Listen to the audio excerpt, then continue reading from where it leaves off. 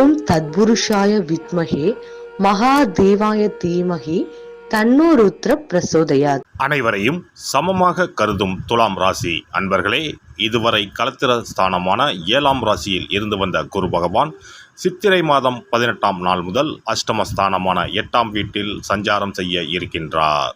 அஷ்டமஸ்தானத்தில் இருக்கின்ற குரு பகவான் தான் நின்ற ராசியில் இருந்து 5ஆம் பார்வையாக கன்னி ராசியான போகஸ்தானத்தையும், 7ஆம் பார்வையாக விருச்சிக ராசியான குடும்பஸ்தானத்தையும், 9ஆம் பார்வையாக மகர ராசியான சுகஸ்தானத்தையும் பார்வையிட இருக்கின்றார். குரு பகவான் 5ஆம் பார்வையாக போகஸ்தானத்தை பார்ப்பதால் நீண்ட நாட்களாக இழுபறியாக இருந்து வந்த பணிகளை செய்து முடிப்பீர்கள். மனதளவில் இருந்து வந்த கட்டுப்பாடுகள் குறையும். பலதரப்பட்ட மக்களின் ஒத்துழைப்பு கிடைக்கும். தூரதேச பயணம் தொடர்பான முயற்சிகள் சிலருக்கு கைகூடும். குரு பகவான் 7ஆம் பார்வையாக குடும்பஸ்தானத்தை பார்ப்பதால் சாமர்த்தியமான பேச்சுக்களின் மூலம் இழுபறியான தனவரவுகளை பெறுவீர்கள். குடும்பத்தில் புதிய நபர்களின் அறிமுகம் மகிழ்ச்சியான தருணத்தை உண்டாக்கும். விலை உயர்ந்த பொருட்கள் மீது ஆர்வம் அதிகரிக்கும். கொடுத்த வாக்குறுதிகளை நிறைவேற்றுவீர்கள். குரு பகவான் 9ஆம் பார்வையாக சுகஸ்தானத்தை பார்ப்பதால் உறவினர்களின் வழியில் ஒத்துழைப்பான சூழல் உண்டாகும். சுபகாரியம் தொடர்பான எண்ணங்கள் கைகூடும். பழைய சிந்தனைகளால் அவ்வப்போது குழப்பங்கள் ஏற்பட்டு நீங்கும். புதிய வீடு மற்றும் மனை வாங்குவது தொடர்பான எண்ணங்கள் கைகூடும். குரு பகவான் அஷ்டமஸ்தானத்தில் நிற்பதால் எதிர்பாராத சில திடீர் வரவுகள் உண்டாகும். வழக்கு தொடர்பான விஷயங்களில் திருப்பங்கள் ஏற்படும். இனம் புரியாத சிந்தனைகளால் மனதளவில் குழப்பம் உண்டாகும். புதிய முயற்சிகளில் ஆலோசனை பெற்று முடிவெடுப்பது நல்லது. சகோதரர்களின் வழியில் ஏற்ற இறக்கமான சூழல் அமையும். நெருக்கமானவர்கள் பற்றிய புரிதல் மேம்படும். நட்சத்திர பாத சஞ்சார பலன்கள். குரு பகவான் கிருத்திகை நட்சத்திரத்தில் சஞ்சரிப்பதால் உடல் ஆரோக்கியத்தில் ஏற்ற இறக்கமான சூழல் உண்டாகும். திட்டமிட்ட பணிகளில் தாமதம் ஏற்படும். எதிலும் விழிப்புணர்வுடன் செயல்படுவது நல்லது. கொடுக்கல் வாங்கலில் சூழ்நிலை அறிந்து முடிவெடுக்கவும். குரு பகவான் ரோகிணி நட்சத்திரத்தில் சஞ்சரிப்பதால் வியாபார பணிகளில் அலைச்சல்கள் ஏற்படும். உறவினர்களிடத்தில் அனுசரித்து நடந்து கொள்ளவும். உத்தியோகத்தில் எதிர்பாராத சில இடமாற்றங்களால் தடுமாற்றம் ஏற்படும். பேச்சுக்களில் நிதானத்தை கடைபிடிக்கவும். குரு பகவான் மிருகசிரீச நட்சத்திரத்தில் சஞ்சரிப்பதால் குடும்ப உறுப்பினர்களிடத்தில் நிதானத்தை கடைபிடிக்கவும். எதிர்பாராத சில செலவுகளால் கையிருப்புகள் குறையும். கூட்டாளிகளின் வழியில் அலைச்சல்கள் ஏற்படும். போட்டித் தேர்வுகளில் எதிர்பார்த்த முடிவுகள் தாமதமாக கிடைக்கும். குருவின் வக்கரகால சஞ்சார பலன்கள். நெருக்கடியான சூழல் படிப்படியாக குறையும். தடைப்பட்ட பணிகளை மேற்கொள்வதற்கு சாதகமான சூழல் உண்டாகும். மற்றவர்களின் தனிப்பட்ட விஷயங்களில் தலையிடுவதை தவிர்க்கவும். மனதளவில் புதுவிதமான பக்குவமும் தெளிவும் ஏற்படும். பெண்களுக்கு தன வரவுகளில் இருந்து வந்த நெருக்கடிகள் குறையும். குடும்பத்தில் மகிழ்ச்சியான சூழல் அமையும். உங்கள் கருத்துகளுக்கு உண்டான மதிப்பு கிடைக்கும். உடல் ஆரோக்கிய பிரச்சனைகள் கட்டுப்பாட்டுக்குள் வரும். புதிய வாகனம் வாங்குவது தொடர்பான எண்ணங்கள் கைகூடும். ஆன்மீகம் தொடர்பான பயணங்களை மேற்கொள்வதற்கான சூழல் சாதகமாக அமையும். மாணவர்களுக்கு கல்வியில் புதிய வாய்ப்புகள் கிடைக்கும். பாடங்களில் இருந்து வந்த குழப்பங்கள் விலகும். மறதி தொடர்பான பிரச்சனைகளுக்கு தீர்வு ஏற்படும். தாய் வழியில் சரியான வழிகாட்டுதல் மூலம் மாற்றம் உண்டாகும். கலை சார்ந்த கல்வியில் தனிப்பட்ட ஈர்ப்புகள் ஏற்படும்.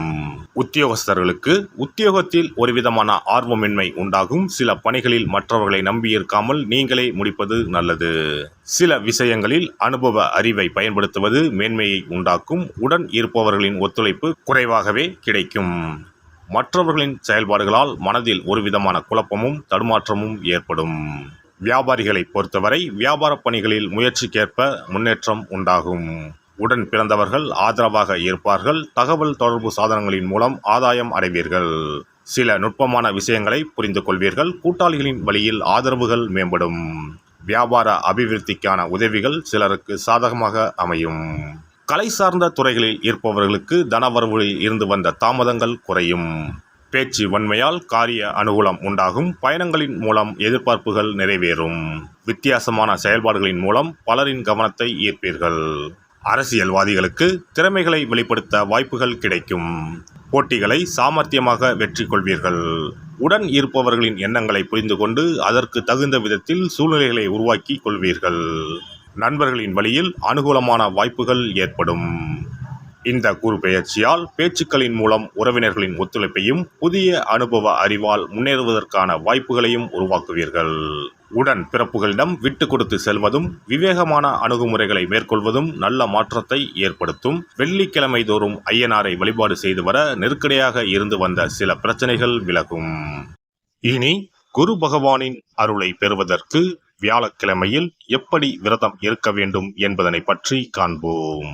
குரு பகவானின் அருள் இருந்தால்தான் வாழ்வில் மங்கள காரியங்கள் தடையின்றி நடந்து கொண்டே இருக்கும். இவரின் அருளை பரிபூர்ணமாக பெற வேண்டும் என்றால் அவருக்குரிய வியாழக்கிழமையில் விரதம் இருந்தாலே போதும். குரு பகவானுக்குரிய விரதத்தை கடைபிடிக்க நினைப்பவர்கள் சுக்கிலபட்சம் எனப்படும் வளர்பிறையில் வரும் வியாழக்கிழமைகளில் இந்த விரதத்தை இருக்கலாம். ஒரு வருடத்தில் தொடர்ந்து 16 வளர்பிறை வியாழக்கிழமைகள் வரும். இந்த நாட்களில் விரதம் இருந்தால் எண்ணற்ற பலன்கள் கிடைக்கும்.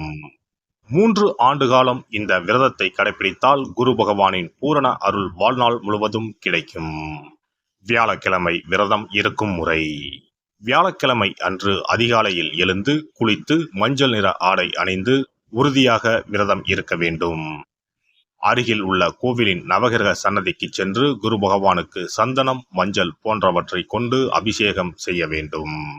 பிறகு குங்குமப்பூ கலந்த பசும்பாலை கொண்டு குரு பகவானுக்கு அபிஷேகம் செய்து வழிபட வேண்டும். மஞ்சள் நிற பூக்கள் சாற்றி மஞ்சள் நிற இனிப்புகளை நைவேத்தியம் செய்து வழிபட வேண்டும். மாலை நேரத்தில் மஞ்சள் நிற இனிப்புகள், ஆடைகள் போன்றவற்றை வறுமை நிலையில் இருப்பவர்களுக்கு தானமளிப்பது நல்லது. இரவில் உப்பு சேர்க்காத உணவை சமைத்து சாப்பிட்டு வியாழக்கிழமை விரதத்தை நிறைவு செய்யலாம். குரு பகவானை வழிபடும் முறை. குரு பகவானுக்கு தேங்காய் எண்ணெய், நல்லெண்ணெய், நெய் ஆகிய 3ஐயும் கலந்து விளக்கேற்ற வேண்டும். குரு பகவானுக்கு ஏற்றப்படும் விளக்குகளின் எண்ணிக்கை 11 அல்லது 21 இருப்பது சிறந்தது. குரு பகவானுக்கு பிடித்த மலர்கள் முல்லை, மல்லிகை. ஆகையால் அவருக்கு முல்லை அல்லது மல்லிகை மாலையை அணிவித்து கொண்டை கடலையை படைத்து வழிபடுவது சிறந்தது. வியாழக்கிழமை தோறும் சிவன் கோவிலுக்கு சென்று குரு பகவானுக்கு அர்ச்சனை அல்லது கற்பூர ஆரத்தி செய்து வணங்கி வருவது நல்லது. ஆலயங்களில் நவகிரக மூர்த்திகளிடையே உள்ள குருவுக்கு வியாழன் அன்று கொண்டை கடலை மாலை சாற்றி முல்லைப்பூ, சாமந்திப்பூ மற்றும் மஞ்சள் நிற மலர்களால் அர்ச்சித்து வழிபடுவது நன்மை தரும். வியாழக்கிழமை தோறும் கொண்டைக்கடலை, சுண்டல், மஞ்சள் வாழைப்பழம், தேன், சர்க்கரை, கற்கண்டு மற்றும் இதர இனிப்பு பொருட்கள் இவற்றில் ஏதேனும் ஒன்றை நைவேத்தியமாக படைத்து வழிபட வேண்டும். குரு பகவானுக்குரிய வளர்பிறை வியாழக்கிழமை விரதத்தை முறையாக மேற்கொள்பவர்களுக்கு வாழ்வில் பல யோகங்கள் ஏற்படும். சரியான காலத்தில் திருமணம் நடக்கும். ஜாதகத்தில் குரு கிரக தோஷம் இருப்பவர்கள் இந்த விரதத்தை கடைபிடித்தால் தோஷங்கள் நீங்கும். தொழில் வியாபாரங்களில் சரியான வருமானம் இல்லாதவர்கள், குடும்ப பொருளாதார நிலை சிறப்பாக இல்லாதவர்கள் இந்த விரதத்தை மேற்கொள்வதால் குரு பகவானின் அருள் கிடைக்கப்பெற்று தொழில் வியாபாரங்களில் செல்வ வளம் பெருகும். எல்லாம் வல்ல இறையருளால் நீங்களும் உங்கள் அன்பு குடும்பமும் உடல் நலம், நீலாயுள், நிறை செல்வம், உயர் புகழ், மெய்ஞானம் ஓங்கி வாழ்க வளமுடன். இந்த வீடியோ பதிவு உங்களுக்கு பிடித்திருந்தால் லைக் பண்ணுங்க, கமெண்ட் பண்ணுங்க, ஷேர் பண்ணுங்க, மறக்காம சப்ஸ்கிரைப் பண்ணுங்க, பக்கத்துல இருக்கிற பெல் பட்டனை கிளிக் பண்ணுங்க. நன்றி, வணக்கம். ஓம் நமச்சிவாய. சிவாய நம.